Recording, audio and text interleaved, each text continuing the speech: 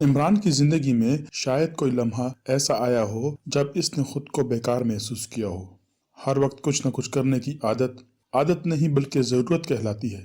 बाज़ आदमियों का असाबी निज़ाम ही कुछ इस किस्म का होता है कि हरकत के बगैर इन्हें सुकून नहीं मिलता। सुकून से ज़्यादा बेहतर लफ्ज़ तस्कीन हो सकता है, लिहाजा ऐसे आदमियों से कुछ न कुछ करते रहने की आदत को ज़रूरत ही कहेंगे। इमरान को इस वक्त कोई काम नहीं था तो मक्खियों के पीछे पड़ गया था। इसके हाथ में फर्ड की पिचकारी थी और वो दीवार पर बैठने वाली मक्खियों पर ताक ताक कर निशाने लगा रहा था। अचानक फोन की घंटी बजी और इमरान ने जोंक में फर्ड की दो चार बूछाड़ें टेलीफोन पर भी दे मारी। फिर रिसीवर उठाकर मुर्तसी आवाज में बोला, हेलो। हेलो डार्लिंग, दूसरी तरफ से बड़ी सुरीली आवाज आई और इमरान एक तवील सांस लेकर रह गया। ये वही लड़की थी जो अक्सर इसे फोन पर छेड़ती रहती थी। इमरान नहीं जानता था कि वो कौन है, कहाँ रहती है और इसके पीछे क्यों पड़ गई है। हेलो डियरिस्ट, दूसरी तरफ से फिर आवाज आई। रॉन्ग नंबर प्लीज, इमरान ने बुरा सा मुंह बनाकर कहा। हो सकता है कि डार्लिंग और डियरिस्ट मेरे पड़ोसी हों, लेकिन इनसे मेरी जान पहचान नहीं है। इसने रिसीवर रख दिया और फिर फर्ड की बौछारें इक्का दुक्का मक्खियों पर पड़ने लगी। अचानक इसका हाथ दीवार से दरवाजे में घूम गया और फर्ड की बौछार इसके नौकर सलमान के चेहरे पर पड़ी, जो दरवाजे में दाखिल हो रहा था। शायद इसका मुंह खुला हुआ था, इसलिए बौछार इसे अपने हलक में उतरती हुई महसूस हुई और वो खांस कर थूकने लगा। अच्छा, इसने पिचकारी मेज पर फेंक कर सलमान की पीठ ठोकनी शुरू कर दी। फिर बोला, ठहरो ठहरो। दूसरे ही लम्हे इसने बड़ी फुर्ती से कागज की एक बत्ती बनाई और सलमान के सर को मजबूती से पकड़कर नाक में बत्ती करने लगा। अब इस बेचारे पर छींकों का दौरा पड़ गया। ये क्या साहब, अरे मेरा अच्छी निकली के नहीं? इमरान ने बड़ी संजीदगी से फर्श पर कुछ तलाश करते हुए पूछा। क्या निकली? मक्खी, इमरान सर हिलाकर बोला। आपने मेरे हलक में फर्ट मारा था। मक्खी थी सलमान के बच्चे, मक्खी मेरे हलक में? सलमान ने बसौर कर पूछा। यकीनन थी, वरना मेरा हाथ दरवाजे की तरफ क्यों घूम गया था? इमरान ने अहमकाना अंदाज में कहा। साहब, मेरी एक बात सुन लीजिए, सलमान बोला। दो बातें सुनाओ, मगर ठहरो, पहले मक्खी निकल जाने दो, वरना वो एक भी ना सुनाने देगी। मैं अब खुदकुशी कर लूंगा, सलमान फिर बसौरने लगा। अबे इससे ज्यादा आसान नुस्खा ये रहेगा कि जासूसी नावल लिखना शुरू कर दे। खुदकुशी कर लूंगा? दोपहर के खाने से पहले तुम खुदकुशी नहीं कर सकते, समझे? इमरान ने गुस्सीली आवाज में कहा। इसके बाद हो सकता है कि मैं भी तुम्हारा साथ दूं। आप क्यों साथ देंगे? आजकल जैसा खाना मिल रहा है, इससे तो बेहतर है कि मैं खुदकुशी कर लूं। ना जिंदा रहूंगा ना खाना खाऊंगा। क्या खराबी है खाने में? एक खराबी होती है। अबे तू हमेशा शोरबे में बोटियां लगा देता है। 1000 बार समझा दिया कि गोश्त में बोटियां मुझे नापसंद हैं। बगैर बोटियों के शोरबा कैसे तैयार होगा साहब? अब ये भी मैं ही बताऊं? अबे तू इसी वक्त खुदकुशी कर ले। हाँ। फोन की घंटी फिर बजी और इमरान धारता हुआ रिसीवर पर टूट पड़ा। सुन रहा हूँ, इसने गुस्सीली आवाज में कहा। बार बार हेलो कहने की जरूरत नहीं है। इमरान डार्लिंग, गुस्से में हो क्या? दूसरी तरफ से इसी लड़की की आवाज आई। गुस्से में नहीं, अपने कमरे में हूँ। मेरा नाम इमरान डार्लिंग नहीं, अली इमरान है। इमरान डार्लिंग का फोन नंबर कुछ और होगा। तुम इस वक्त क्या कर रहे हो? मक्खियां मार रहा हूँ। यहाँ आ जाओ। तो क्या इमरान डार्लिंग किसी मच्छर का नाम है जो रिसीवर में घुस कर तुम तक पहुंच जाएगा? तुम्हारा मुंह खराब मालूम होता है। हाँ, यही बात है। आहा, ठहरो, तुम औरत ही हो ना? मुझे बताओ कि बोटियों के बगैर शोरबा तैयार हो सकता है या नहीं? क्या बकवास ले बैठे डार्लिंग तुम? आज मौसम बहुत खुशगवार है। क्या आज मौसम खुशगवार है? इमरान ने माउथपीस पर हाथ रखकर सलमान से पूछा। सलमान बड़े मगमूम अंदाज में सर हिला कर रह गया। हेलो, इमरान ने माउथपीस में कहा। हाँ, सलमान का भी यही ख्याल है। क्या बेपुरकी उड़ा रहे हो डियरिस्ट? परदार खुद ही उठती फिरती हैं, मैं क्या उड़ाऊं? लड़की ने कुछ और कहना चाहा था, लेकिन इमरान ने सिलसिला मुनक़ता कर दिया। फिर मेज के पास से हटा ही था कि घंटी दोबारा बजी और इमरान दान पीस कर फोन पर टूट पड़ा। अरे अब पीछा भी छोड़ो मेरा, इमरान चीखा, वरना मैं तुम्हारे बाप का पता लगाकर इन्हें दिन में कम से कम 175 बार बोर किया करूंगा। क्या? दूसरी तरफ से मर्दाना आवाज आई। कौन बोल रहा है? अरे हप! इमरान के होंठ मजबूती से बंद हो गए। हेलो, दूसरी तरफ से आवाज आई। कौन है फोन पर? मैं इमरान बोल रहा हूँ जनाब, इमरान ने कहा। इसने महकमा खारजा की सेक्रेटरी सर सुल्तान की आवाज पहचान ली थी। इमरान, तुम फौरन 13 स्ट्रीट के जोसेफ लॉज में पहुंचो। किसी ने कर्नल जोसेफ को कत्ल कर दिया है। कब? ये तो डॉक्टर की रिपोर्ट ही बताएगी। मैं यहाँ मौजूद हूँ। तुम जल्द से जल्द पहुँचने की कोशिश करो। मैं चाहता हूँ कि लाश उठने से पहले तुम भी मौका वारदात का जायजा ले लो। कैप्टन फयाज है वहाँ? इमरान ने पूछा। ہے لیکن تم جلدی کرو، ابھی حاضر ہوا جناب، عمران نے کہا، پھر دوسری طرف سے سلسلہ منقطع ہونے کا انتظار کیے بغیر ریسیور رکھ کر سلمان سے بولا، کیا میں نے ابھی تک کپڑے تبدیل نہیں کیے؟ نہیں جناب۔ کیوں نہیں کیے؟ عمران اسی طرح حلق پھاڑ کر داڑا جیسے وہ اس معاملے میں حارج ہوا ہو۔ آپ کپڑے کبھی نہیں تبدیل کرتے، سلمان بولا۔ پہلے کیوں نہیں بتایا تھا؟ عمران غرایا، آپ کو کہیں بہت جلد پہنچنا ہے۔ اتنی دیر بعد بتایا تم نے، سور؟ عمران منہ تان کر دوڑا۔ اب آپ اور دیر کر رہے ہیں، سلمان پیچھے ہٹتا ہوا بولا۔ ہاں ٹھیک ہے، جاؤ میرا کوٹ اٹھا لاؤ۔ عمران اسی طرح ٹھہر گیا جیسے سچ مچ یہ بات پہلے اس کی سمجھ میں نہ آئی ہو۔ سلمان ان باتوں کا عادی ہو گیا تھا، اگر کوئی اس سے 1000 روپے ماہوار بھی دیتا تو عمران کو چھوڑ کر نہ جاتا۔ عمران ایسا ہی دلچسپ آقا تھا، یہی نہیں بلکہ وہ شاہ خرچ اور فیاض بھی تھا۔ اس کی ساری رقومات سلمان ہی کی تحویل میں رہتی تھی اور گھریلو انتظامات کے سلسلے میں وہ سیاہ و سفید کا مالک تھا۔ عمران جلدی جلدی لباس تبدیل کر کے باہر آیا، یہ رات سے کار نکالی اور 13 اسٹریٹ کی طرف روانہ ہو گیا۔ کرنل جوزف، جس کی قتل کی اطلاع اسے فون پر ملی تھی، کوئی غیر معروف آدمی نہیں تھا۔ شہر کے دیسی عیسائیوں میں اس سے زیادہ مالدار آدمی اور کوئی نہیں تھا، لیکن اس کے قتل پر عمران کو حیرت بھی نہیں تھی، کیونکہ اس کے بہت سے رشتہ دار اس کی دولت کے امیدوار تھے۔ کرنل جوزف کی کوئی اولاد نہیں تھی اور جوزف لاج میں اپنے چند ملازمین کے ساتھ رہتا تھا۔ عمران کو اس کا بھی علم تھا کہ سر سلطان اور کرنل جوزف گہرے دوست تھے۔ جوزف لاج پہنچ کر عمران نے محسوس کیا کہ وہ سر سلطان کو اپنی آمد کی اطلاع دیے بغیر اندر نہیں داخل ہو سکے گا، کیونکہ صدر دروازے پر سخت قسم کا پہرا تھا اور شاید کچھ دیر قبل پولیس کانسٹیبل پریس رپورٹروں کے ساتھ برا برتاؤ کر چکے تھے۔ عمران کو بھی انہوں نے پریس رپورٹر ہی چمچ کر لال پیلی آنکھیں دکھائی تھیں، مگر عمران وہیں جم کر ان سے ان کے بال بچوں کی خیریت پوچھنے لگا۔ کانسٹیبل اسے پہچانتے نہیں تھے، لہٰذا ان کی آنکھوں سے شبہ جھانکنے لگا۔ ان میں سے ایک، جو شاید خود کو کافی عقل مند سمجھتا تھا، بولا، کیوں، کیا مطلب ہے؟ مطلب؟ یار مطلب آج تک میری سمجھ میں نہیں آیا، مگر کوئی ایسی صورت نکالو کہ میں اندر پہنچ سکوں۔ کانسٹیبل کچھ کہنے ہی والا تھا کہ اندر سے سر سلطان کا پرنسپل سیکرٹری آتا دکھائی دیا۔ اوہ، آپ یہاں کیوں رک گئے ہیں؟ صاحب آپ کے منتظر ہیں، اس نے عمران سے کہا، اور کانسٹیبل بکھلا گئے۔ اب انہیں معلوم ہوا کہ جس کے داخلے کے لیے ان سے کہا گیا تھا وہ یہی بیوقوف آدمی تھا۔ اندر کیپٹن فیاض کی آواز عمران کو سب سے پہلے سنائی دی۔ وہ بڑے جوش و خروش کے ساتھ غالباً وقوعے پر اظہار خیال کر رہا تھا، لیکن عمران پر نظر پڑتے ہی اس کی آواز ڈھیلی پڑ گئی۔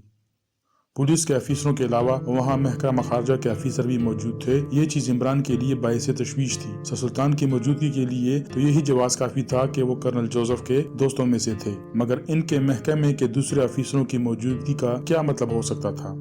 وہ سب اس کمرے کے سامنے کھڑے تھے جہاں لاش تھی۔ سر سلطان نے عمران کو اپنے ساتھ آنے کا اشارہ کیا۔ یہ کرنل جوزف کی خوابگاہ تھی اور شاید اسے سوتے وقت قتل کیا گیا تھا، کیونکہ لاش مصری پر تھی اور سر سلطان پہلے ہی فون پر کہہ چکے تھے کہ لاش کو اس کی جگہ سے ہٹایا نہیں گیا۔ اس کے بائیں پہلو میں ایک خنجر دستے تک پیوست تھا اور شاید اسے تڑپنے کی بھی مہلت نہیں ملی تھی، کیونکہ بستر زیادہ شکن آلود نہیں تھا۔ لاش دہنی کروٹ پر پڑی ہوئی تھی۔ عمران تھوڑی دیر تک خاموش کھڑا لاش کو دیکھتا رہا، پھر ایک طویل سانس لے کر گلوگیر آواز میں بولا، خدا ایسی موت سب کو نصیب کرے۔ سر سلطان اس کی طرف مڑے، لیکن ان کی آنکھوں سے حقارت آمیز غصہ جھانک رہا تھا۔ شاید وہ اس وقت اس کی بے تکی باتیں سننے کے موڈ میں نہیں تھے۔ عمران فوراً سنبھل کر بولا، پتہ نہیں قاتلوں نے یہ ڈھونگ کیوں رچایا ہے۔ ڈھونگ؟ کیا مطلب؟ کرنل جوزف کا قتل اس کمرے میں نہیں ہوا، مجھے یقین ہے، عمران نے چاروں طرف دیکھتے ہوئے کہا۔ میں نے تمہیں اس لیے نہیں بلایا کہ تم شرلک ہومز کی طرح انہونی اور چمکا دینے والی باتیں کرو۔ عمران سوالیہ نظروں سے انہیں دیکھتا رہا۔ میرا مطلب یہ ہے کہ فیاض پہلے ہی بہت کان کھا چکا ہے اور اب اس طریقے قتل پر کچھ بھی نہیں سننا چاہتا۔ مجھے قاتل چاہیے۔ کرنل جوزف کا محکمہ خارجہ سے کیا تعلق تھا؟ دفعتاً عمران نے سوال کیا۔ کچھ بھی نہیں، وہ میرا دوست تھا۔ لہٰذا وہ آپ کے ماتحت افیسروں کا دوست کس طرح نہیں ہو سکتا؟ کیا مطلب؟ آپ کے علاوہ دوسرے افیسروں کی موجودگی حیرت انگیز ہے۔ غیر ضروری باتیں نہ کرو۔ یہ معلوم کیے بغیر میں قاتل یا قاتلوں تک نہیں پہنچ سکوں گا۔ میں تمہاری باتیں نہیں سمجھ پایا، وضاحت کرو۔ محکمہ خارجہ سے اس کا کیا تعلق تھا؟ عمران نے پھر اپنا پہلا سوال دہرایا۔ سر سلطان کچھ نہیں بولے، وہ کچھ سوچنے لگے تھے۔ تھوڑی دیر بعد انہوں نے کہا، تم نے ابھی کہا تھا کہ قتل اس کمرے میں نہیں ہوا، آخر تم کس بنا پر یہ کہہ سکتے ہو؟ लाश की हालत यही जाहिर करती है। वो दाहिनी करवट सोया हुआ था, लिहाजा कातिल ने निहायत आसानी से बाएं पहलू में खंजर उतार दिया और फिर कर्नल जोसेफ को करवट बदलने तक की मोहलत ना मिल सकी। आप खुद सोचिए, क्या कर्नल इतना ही कमजोर आदमी था कि खंजर लगने के बाद सीधा भी ना हो सका? वो बहुत पीता था, सर सुल्तान ने कहा। हो सकता है कि ज्यादा नशे की हालत में वो सोया हो। अक्सर देखा गया है कि नशे में कत्ल किए जाने वाले दूसरी सांस भी नहीं ले सके। इमरान ने जवाब में कुछ नहीं कहा। वो चारों तरफ नजर दौड़ा रहा था। एक बार वो लाश के करीब भी गया, इसके पैरों के तलवे देखे और फिर सर सुल्तान के करीब वापस आ गया। अगर कर्नल नशे में था तो ओह, मगर जाने दीजिए, आप मंतकी बहसों में मत उलझिए। मैं अब कुछ नहीं कहूँगा। मगर मुझे ये कैसे मालूम हो कि पिछली रात कर्नल कहाँ कहाँ रहा था? तुम कहो जो कहना चाहते हो, सर सुल्तान ने कहा। मैं ये अर्ज करना चाहता हूँ कि कर्नल जोसेफ गंवार था बिल्कुल, लेकिन जादूगर था। जमीन पर पैर नहीं रखता था, हवा में उड़ता था। और तुम्हारी बकवास सुनने के लिए मेरे पास वक्त नहीं है, सर सुल्तान जल्ला गए। अगर नंगे पैर नहीं चलता था तो फिर इसके स्लीपर या जूते कहाँ हैं? मुझे तो यहाँ इस कमरे में एक भी नजर नहीं आया।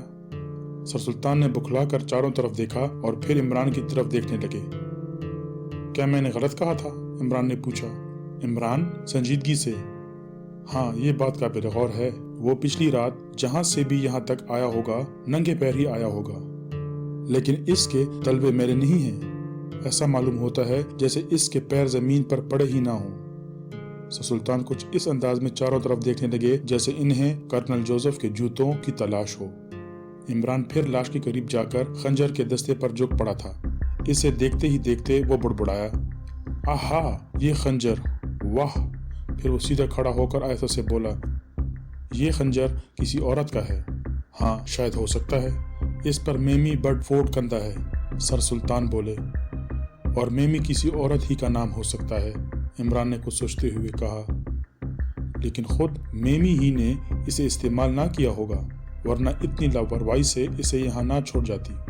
हो सकता है वो इसे निकालने में कामयाब ना हुई हो। वो इसे दस्ते तक घोंपने में भी कामयाब नहीं हो सकती, इमरान बोला।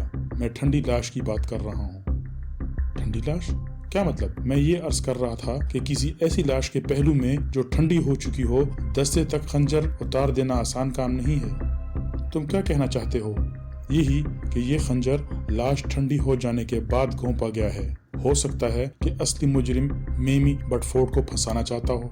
लेकिन ये खून, सर सुल्तान ने बिस्तर पर फैले हुए खून की तरफ इशारा किया। क्या लाश ठंडी हो जाने के बाद ऐसा मुमकिन है? बिल्कुल मुमकिन है जनाब। पोस्टमार्टम की रिपोर्ट इसकी कहानी भी सुना देगी। मेरा दावा है कि इस खून का ताल्लुक इस लाश से हरगिज नहीं हो सकता। सर सुल्तान कुछ नहीं बोले। इमरान ने थोड़ी देर बाद कहा, लाश उठवा दीजिए, मकान मुकफल हो जाना चाहिए। आज रात को X2 के आदमी अपने तौर पर यहाँ काम करेंगे, बशर्तिया इस वाक़या का ताल्लुक महकमा खारजा से भी हुआ। सर सुल्तान ने इमरान को घूर कर देखा मगर कुछ नहीं बोले। आप मुझसे कुछ छुपा रहे हैं, इमरान फिर बोला। तुम्हारी सलाहियतों का इम्तिहान भी मकसूद है, सर सुल्तान ने मुस्कुरा कर कहा और कमरे से चले गए। फिर इमरान भी बाहर निकल आया। कैप्टन फयाज अभी मौजूद था और इमरान से कतई बेताल्लुक हो रहा था, जैसे कभी की जान पहचान ही ना हो। इमरान भी वहां से निकला चला गया। अपने फ्लैट में पहुंचकर इसने जूलिया को फोन किया। यस सर, दूसरी तरफ से आवाज आई। 13 स्ट्रीट के जोसेफ लॉज में कर्नल जोसेफ कत्ल कर दिया गया है पिछली रात। तुम जानती हो ना कर्नल जोसेफ को, वही जो मिलिट्री के ठेके लेता था? जी हाँ जनाब, मैं इसे जानती हूँ और मेरे लिए इसका कत्ल बायस हैरत भी नहीं है, क्योंकि वो एक अयाश तबा आदमी था। अक्सर इसके रकीबों से इसका झगड़ा होता रहा है। ये एक बहुत बड़ी मुसीबत है जूली, इमरान ने ठंडी सांस लेकर कहा। अब महकमा इंसदादे जराइम को शहर भर के आशिकों और रकीबों की फहरिस्त बनानी पड़ेगी। जमाना बहुत तरक्की कर गया है। अगले वक्तों के आशिक ठंडी आहें भरा करते थे, पढ़े लिखे हुए तो 2-4 शेर कह लिए। रकीबों से शिकायत हुई तो दबी जुबान से महबूब की बेरुखी का शिकवा कर लिया, बात खत्म। मगर आज के आशिक रकाबत में छोरा उतार देते हैं, लिहाजा अब पुलिस के लिए एक नया मसला पैदा हो गया है। हो सकता है कि इसके सिलसिले में कुछ नए कानून भी वाज़ेह करने पड़े। मसलन मुशराक को कानूनन मजबूर किया जाए कि वो अपने इलाके के थानों में अपने और अपने रकीबों के नाम रजिस्टर करवाएं। यूं हंसो मत, अच्छा सुनो, आज रात जोसेफ लाज की तलाशी लो। ऐसी शहादतें तलाश करने की कोशिश करो जिससे इस वारदात पर रोशनी पड़ सके। वहाँ तुम्हें ये भी मालूम करना है कि किसी मेमी बटफोर्ड से भी इसके ताल्लुकात थे। मगर जनाब, इस कत्ल का महकमा खारजा से क्या ताल्लुक?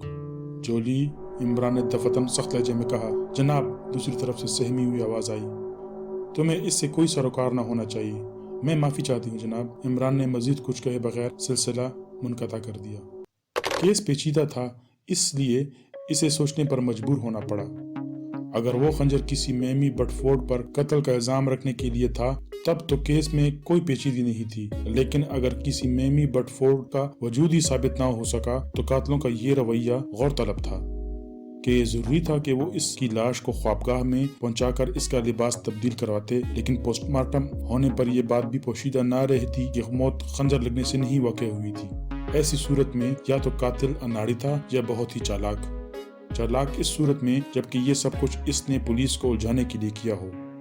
इमरान शाम तक इस केस के मुख्तलिफ पहलुओं पर गौर करता रहा। तकरीबन 5 बजे वो उठा। इरादा था कि जोसेफ के हल्का अहबाब से इसके मुतालिक कुछ मालूमात हासिल करें।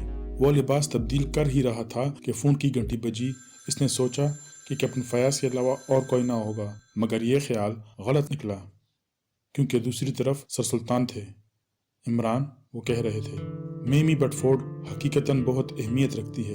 कैप्टन फयाज के पास इसके मुतालिक बहुत कुछ मवाद है, मगर मैं इससे ज्यादा कुछ नहीं जानता। मुझे इत्तला मिली है कि एक इत्तेफाकिया और गैर मुतवक्का शहादत ने वाक़यात का रुख एक बिल्कुल ही मुख्तलिफ सिमत में मोड़ दिया है। मगर अब मैं सोचता हूँ कि हो सकता है कि महकमा खारजा की तवज्जो इस तरफ गैर जरूरी हो। मुझे मालूम हुआ है कि जोसेफ इन दिनों किसी औरत के मामले में उलझा हुआ था। हेलो, तुम सुन रहे हो? जी हाँ, मैं सुन रहा हूँ, और ये भी समझ रहा हूँ कि आप महज जोसेफ के दोस्त होने की बिना पर दिलचस्पी नहीं ले रहे थे। तुम्हारा ख्याल सही है, और अब तुम इसके मुतालिक सोचना ही छोड़ दो। वैसे फयाज को टटोलने की कोशिश करो। मुझे हालात से मुतला करो, मैं बताऊंगा कि महकमा खारजा की दखल अंदाजी है या नहीं।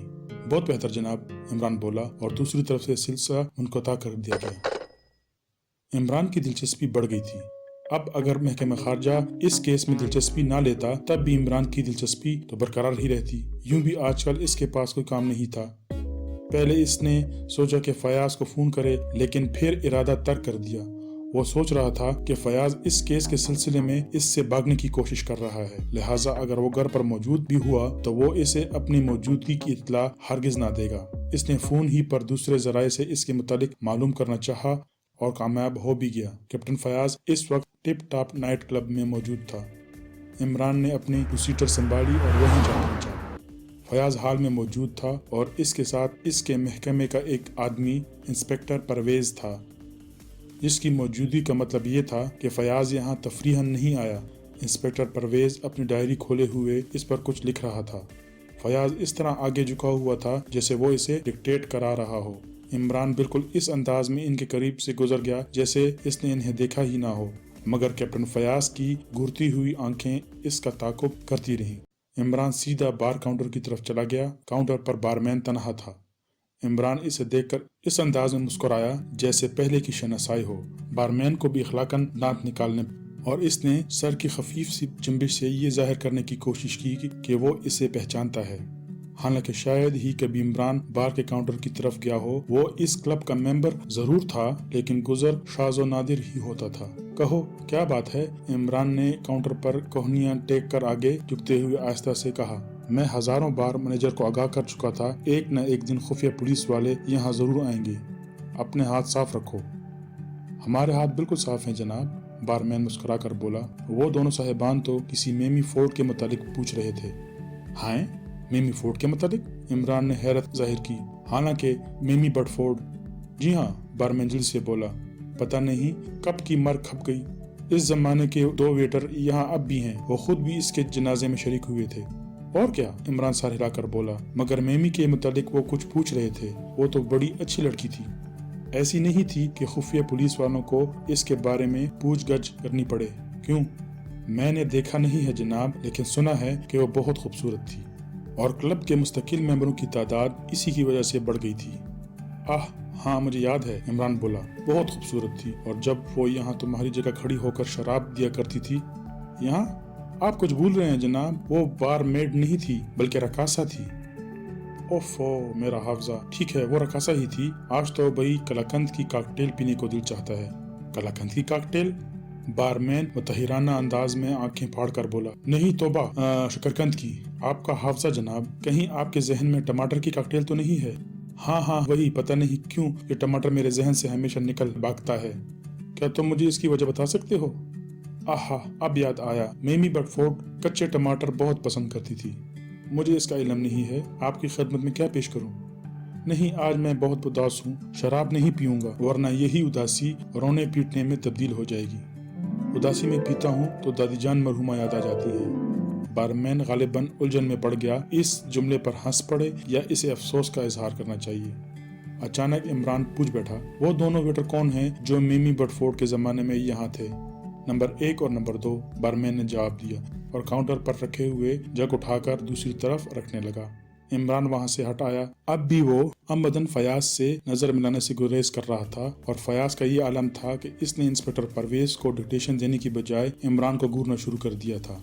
अचानक इसने परवेज की तरफ मुड़कर जल्दी से कुछ कहा और परवेज उठकर एक तरफ चला गया, लेकिन इमरान से ये बात पोशीदा न रह सकी कि परवेज इस तरह क्यों उठा था। इसने इसे तीर की तरह वेटर नंबर 1 की तरफ जाते देखा। वो एक लम्हे के लिए इसके पास रुका, तहकमाना अंदाज में आंखें निकालकर जल्दी जल्दी कुछ कहता रहा, फिर वेटर नंबर 2 की तरफ चला गया। इमरान यकलख्त फयाज की मेज की तरफ मुड़ा। दोनों की नजरें मिली और फयाज ने जबरदस्ती मुस्कुराने की कोशिश की, लेकिन इमरान ऐसे अंदाज में सर हिलाता हुआ सदर दरवाजे की तरफ बढ़ गया जैसे बहुत जल्दी में हो। बाहर आकर इसने फिर कार संभाली और फयाज के घर की तरफ रवाना हो गया। वो फयाज की इस कमजोरी से अच्छी तरह वाकिफ था कि वो दफ्तरी मामलात से भी अपनी बीवी को बाखबर रखता था। बहरहाल इसने सोचा, हो सकता है फयाज की बीवी इन नए वाकयात से वाकिफ हो जिनका तस्करा सर सुल्तान ने फोन पर किया था। फयाज की बीवी ने इसे हाथों हाथ लिया।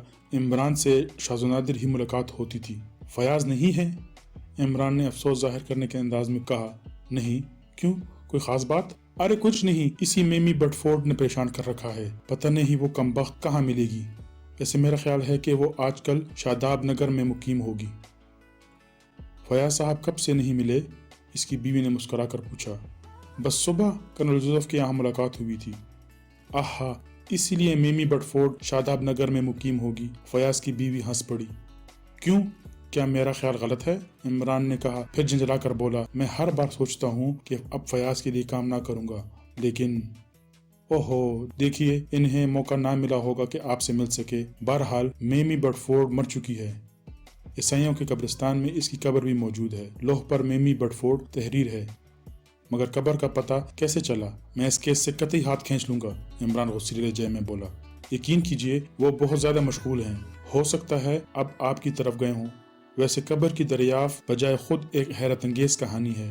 अगर शाम के अखबारात में मेमी बटफोर्ड के खंजर का तस्करा ना आता तो शायद ये बात अभी ना खुलती। सईद आबाद पुलिस स्टेशन का एक सेकंड ऑफिसर पिछली रात ग्रैंड होटल में बैठा था। अचानक इसकी नजर एक आदमी पर पड़ी जो इसे मुश्तबा मालूम हुआ। वो उदेड़ उम्र का एक वजीहा आदमी था, चेहरे पर घनी दाढ़ी और जिस्म पर मगरिबी तर्ज का लिबास। सेकंड ऑफिसर का बयान है कि इसकी आंखें खूनियों की सी थीं। वो दरो दीवार को इस अंदाज से घूरता था जैसे इसे इन पर गुस्सा आ रहा हो। जब वो ग्रैंड होटल से निकला तो इसे खबर ना हो सकी कि सेकंड ऑफिसर इसका ताक़ुब कर रहा है। बहरहाल वो चलते चलते ईसाइयों के कब्रिस्तान में दाखिल हो गया और सेकंड ऑफिसर बराबर पीछे लगा रहा था। इसका बयान है कि इसे एक कब्र पर गिरकर दाढ़ें मार मार कर देखा था। वो कह रहा था, मेमी मेमी, मैं बहुत जल्द तुम्हारी रूह को सुकून पहुंचाऊंगा। जब तक वो लोग जिंदा हैं मैं चैन से नहीं बैठ सकता। वो और न जाने क्या क्या कहता रहा। बहरहाल सारी बातों का महासिल ये था कि वो कुछ लोगों से इंतकाम लेने का इरादा रखता है। कब्रिस्तान में अंधेरा था और इसी बिना पर वहीं से ताक़ुब का सिलसिला मुनक़ता हो गया। सेकंड ऑफिसर ने इसे वहां से जाते भी नहीं देखा था, बस वो हैरतअंगेज तौर पर गायब हो गया था। सेकंड ऑफिसर ने बाद में इस कब्र का जायजा लिया। वो किसी मेमी बटफोर्ड की कब्र थी। कुतबा पुराना था लेकिन एक तहरीर नहीं थी जिसके लिए सुर्ख रंग की चाक इस्तेमाल की गई थी। ये तहरीर थी, जिंदगी शीरीन है मगर इंतकाम शीरीन तरीन है। और वहीं कब्र पर एक खंजर पड़ा हुआ मिला जो कर्नल जोसेफ के पहलू में घुसे हुए खंजर से मुशाबा है और इसके दस्ते पर भी मेमी बटफोर्ड कुंदा है। ओह, تو غالباً وہ سیکنڈ آفیسر اخبارات میں میمی بٹفورڈ کے خنجر کے متعلق پڑھنے کے بعد ہی کیپٹن فیاض سے ملا ہوگا۔ دوسرا خنجر اس کے پاس تھا۔ جی ہاں، وہ اب فیاض صاحب کے پاس ہے۔ اور کوئی خاص بات؟ نہیں، اس سے زیادہ مجھے معلوم نہیں۔ اچھا شکریہ، عمران اٹھتا ہوا بولا، اب مجھے جلدی کرنی چاہیے۔ فیاض کے گھر سے نکل کر وہ سیدھا عیسائیوں کے قبرستان پہنچا۔ اس کے متصل ایک چھوٹا سا گرجا گھر تھا اور وہ قبرستان اسی گرجے کے زیر انتظام تھا۔ پادری تک پہنچنے میں اسے دیر نہیں لگی، مگر بے سود۔ کیپٹن فیاض نے یہاں بھی ساری راہیں مسدور کر دی تھیں۔